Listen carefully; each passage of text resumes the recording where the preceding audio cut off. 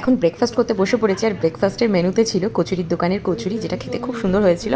তার সঙ্গে ওই কচুরির তরকারি। আগে জানো তো পাঁত পেরে তিন শাশুড়ি মিলে বিভিন্ন রকমের রান্নার আয়োজন করতো, সে সকালে ব্রেকফাস্ট বলো আর দুপুরের লাঞ্চ বলো। কিন্তু এখন তিনজনই এত অসুস্থ, মানে মা, মেজো মা, বড়ো মা তিনজনই এত অসুস্থ যে তাদের পক্ষে এখন রান্না করা একদমই পসিবল হচ্ছে না। তাই এই বছর দুয়েক হয়ে গেল বাইরে থেকে খাবার এনেই জামাই ষষ্ঠী পালন করা হয়। কিছুই করাই নেই, শরীর তো সবার আগে, তাই না? আর এদিকে বম্মা কিছু একটা আমাকে বলতে চায়, কিন্তু লজ্জায় বলতেও পারছে না। তো শেষমেশ তার মুখ থেকেই শোনো সে কি বলছে। কি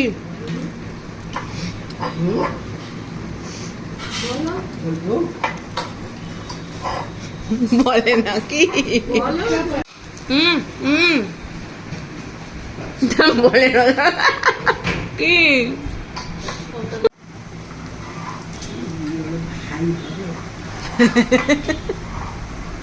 তাই ভাই হবে।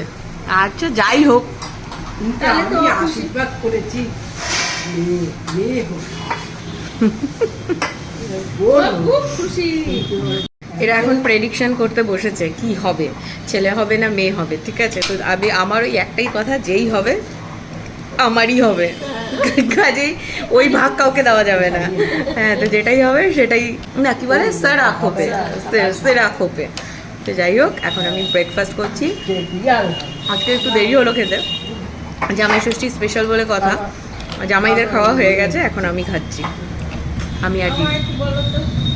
আর বড়দি তো এখানে নেই, বড়দিরা আমেরিকাতে রয়েছে, তাই ওরা এই নিয়ে 3 বছর জামাই ষষ্ঠীটা মিস করছে।